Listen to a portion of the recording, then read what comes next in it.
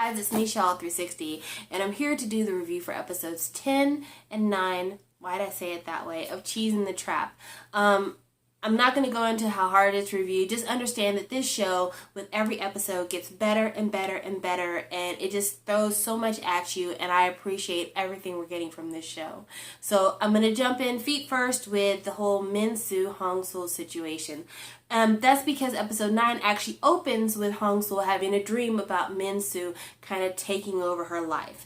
And then we have the drama with Minsu stealing, well, I won't say stealing, but plagiarizing the work that Hong-sul did for her group presentation, and Hong-sul confronting her about it in the middle of the classroom during the presentation.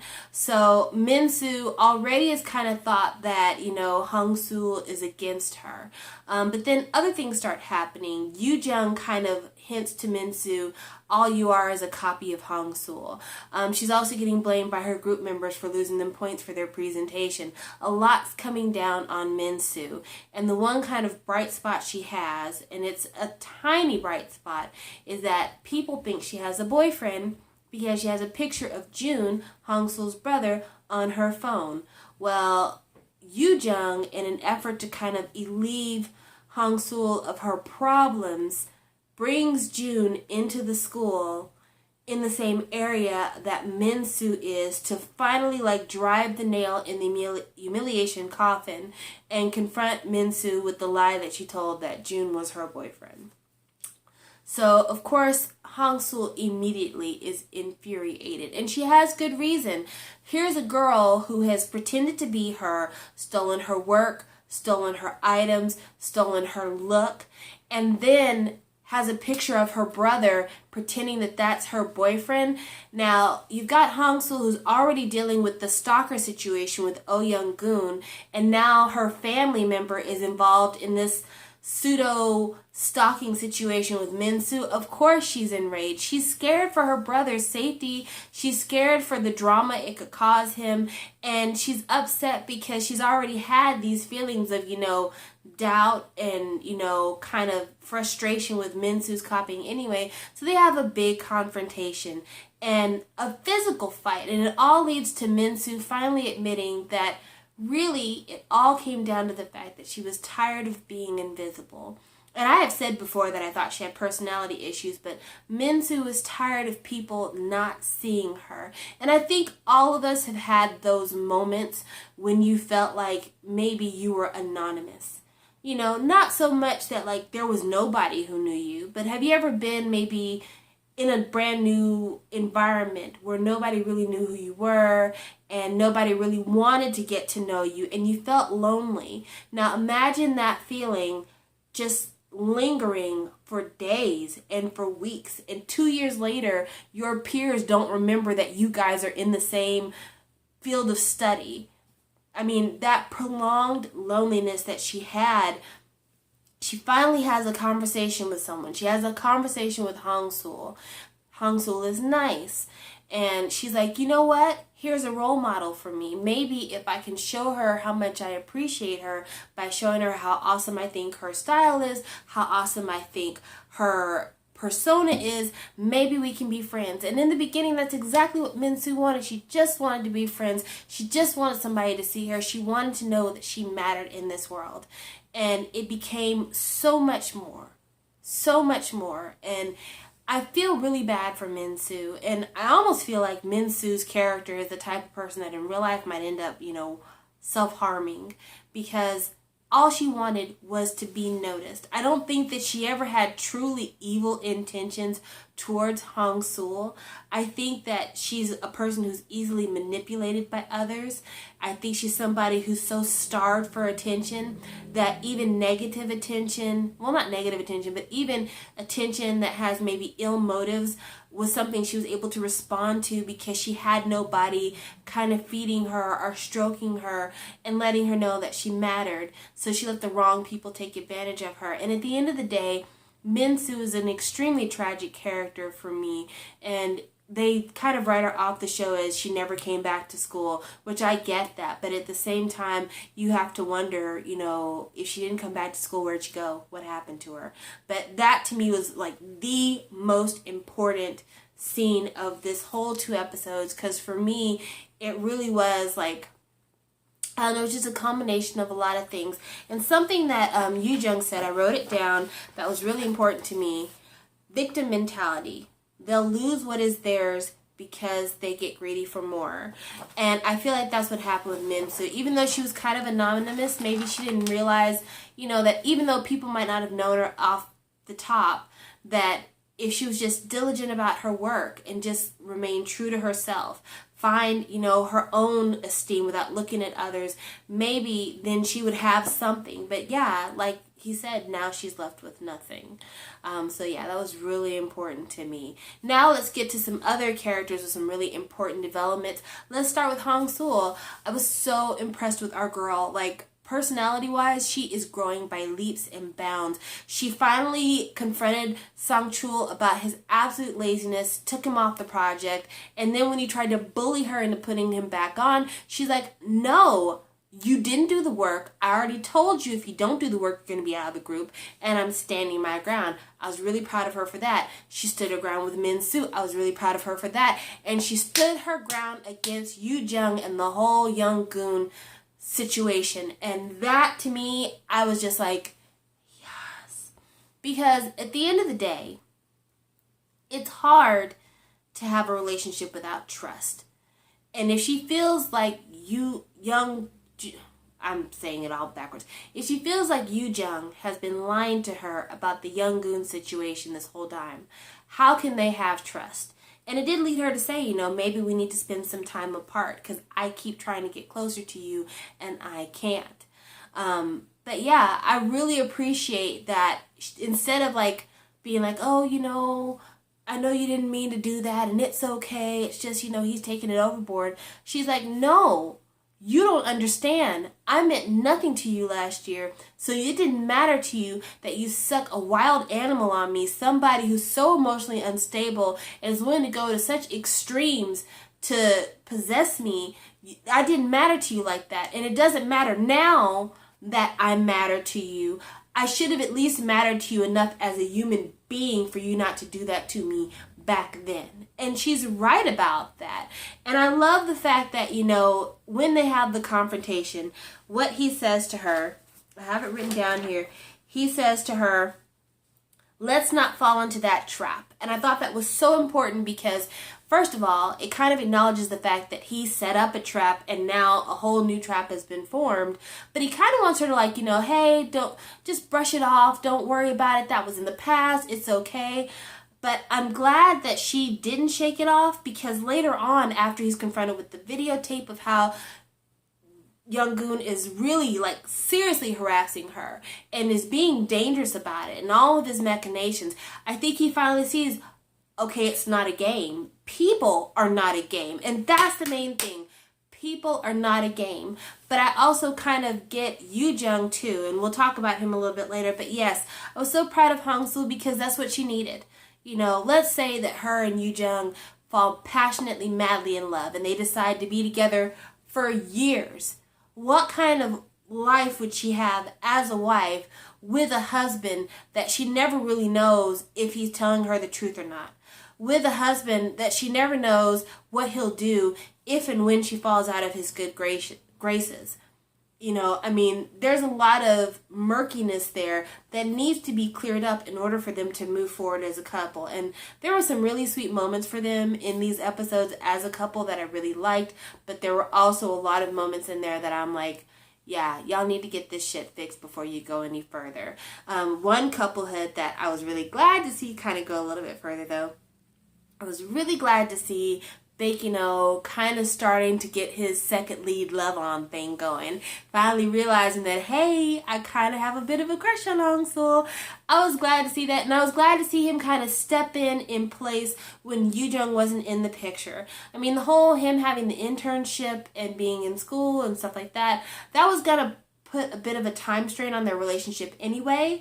But Baekhyun, having Hong-sul help him study and, you know, having her be an influence on him to kind of get his future together. I thought that was really great. I really liked that a lot. And, you know, I was glad to see their relationship develop. So that was a really bright spot for me. I love how when he bought her a present, he bought her a taser and a military style, like, it was like a retractable baton, and he bought her pepper spray. I was like, yes, that's right. That's what you need, girl. You don't need a boyfriend who buys you shoes. You need a boyfriend who buys you mace. That's what you want. But yeah, I was really glad to see that. Some other things I was really glad to see in this episode, in terms of Baekhyun, Baekhyuna, and Yoo-jung, I was really glad to get the flashback scene of them in school, where it showed kind of how Baekhyun used to encourage Yoo-jung to stand up for himself. It also showed kind of where the animosity with Baekhyuna and Baekhyun comes from, even though we established that with him discouraging her art career. But also, you know, it shows that back then, he kind of didn't see it for her.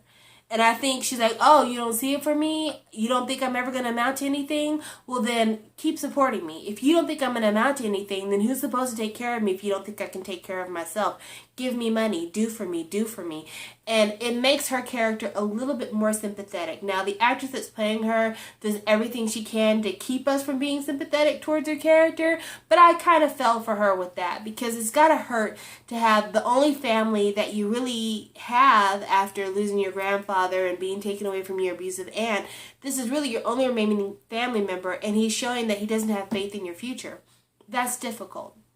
And of course, she doesn't just leave it at, you know, you need to take care of me, but she lashes out when she sees him pursuing his possible future. She tries to destroy his music books, and she tries to, you know, do little things to kind of set him back in life, because I think that at the end of the day, she's also afraid that he was right.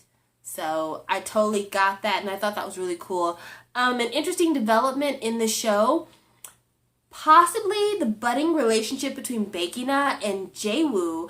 They ran into each other at the convenience store. He kind of misled her into thinking that Minsu was Yoo-jung's girlfriend. They ran into each other again later on, and she asked about, was it Baekhyuna or somebody else? I can't remember who he asked. Somebody else in the department. He's like, wow, you know a lot of guys in my department.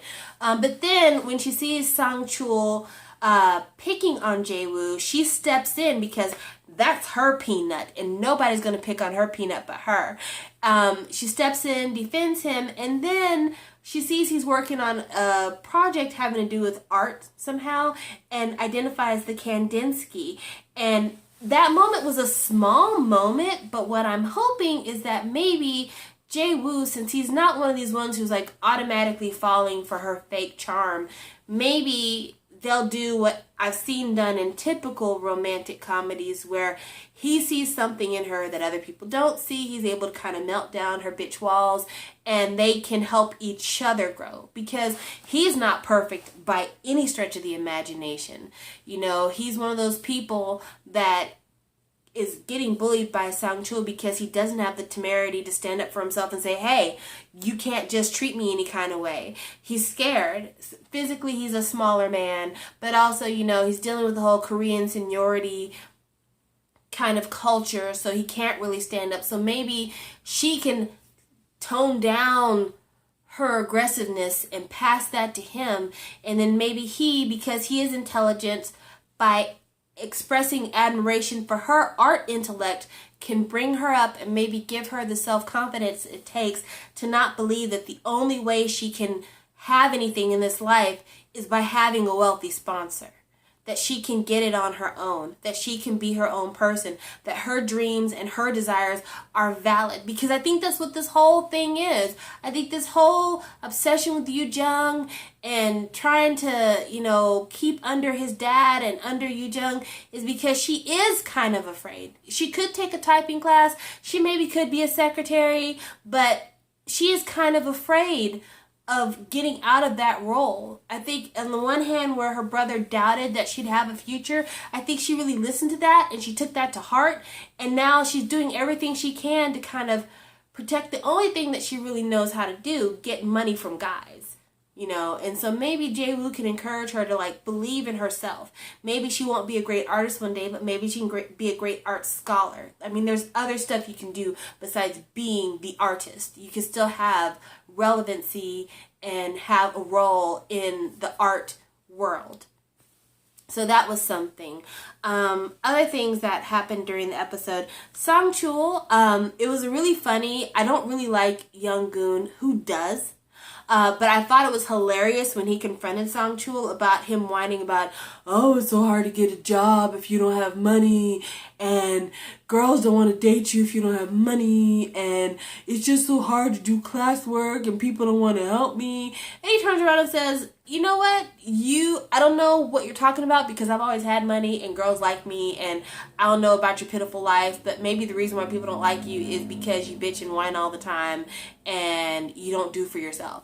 I was like, as much as I don't like you, I'm here for you in this discussion. I thought that was great. I also wrote down a few quotes that happened during the show that were really important character notes for me. There was a quote that Baek-na told to Hang-sul when Hang-sul called the number that Young-goon gave her, saying that it was Yoo-jung's number. Anyway, when she called, Baek-na said this to her: delusion is also a symptom of illness. Why don't you see a psychiatrist? Girl, if that is not the pot calling the kettle black. I thought that was so funny. There were a lot of really great quotable quotes in this episode. Here's another one. You also need to accept that you can't control everything in this world. Yoo-jung's dad tells that to him. On the one hand, I really appreciate that his dad said that, because I kind of feel like maybe his dad is noticing that his son has kind of a control issue, an issue with being controlling. But then there was the dinner with Yoo-jung and his dad where he finally blows up at his dad and says, listen, I'm trying to do everything I can that you ask me to do, and I never feel like it's enough. What do you want from me? Because the dad kind of insinuates that maybe Yoo-jung isn't doing as good a job as an intern as he could be doing, or maybe he's not getting along with the staff as well as he should. And he tells his dad flat out, like, what do you want from me? What am I not doing? I've done everything I can. I make great grades.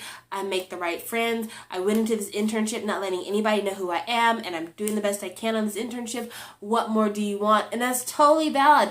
And I sometimes think that maybe that's another layer of why him and the Baek siblings don't get along, because he looks at how much affection his dad lavishes on Baek-na, and how much concern he lavishes on Baek-na. He makes sure that Baek-na has a place to live. She has nice clothes. He takes care of her because she feels like she can't do for herself. Baek-na, he feels sorry for him losing his piano dreams, and he just wants to make sure he has a good life. But with his own son, he seems like he's not as concerned about his son's welfare. He's not as caring and as loving with his son. And it's led to ill effect. And judging from the previews of what's going to be happening in episodes 11 and 12, it looks like Hang-sul has a lot of the same issue when it comes to her own family and her brother Jun. But yeah, I thought that was really great. That was a great line. I thought that was great that they went through that. There was another quote that I wrote down. Sometimes there are negative people that you just can't get rid of in life. That's just how life is. And that was Baek-na. Now, he was referencing his sister, but I think it was one of those things that I think we all have to deal with. And I thought it was a really insightful quote.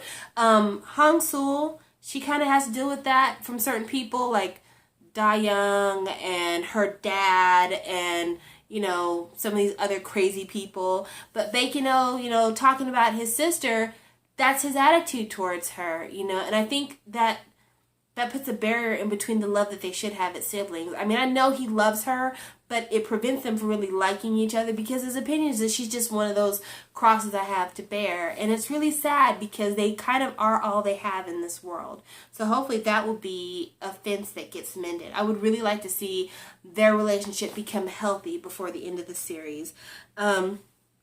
Then this is a quote that Baek-na had towards Baek-na when she saw his piano books and poured ramen all over him. She says, know your place. How old are you? You still think you're a genius? I mean, it was incredibly mean that she did that, but at the same time, it kind of shows like what hard feelings she has about it. Like, grow up. You told me to grow up. Now you grow up. Do you think you still can do what you dreamed of? And I was like, wow, that's really, really telling. But going forward, I think probably the characters I most want to see something about that I'm really curious of. When is Young-gun going to get caught?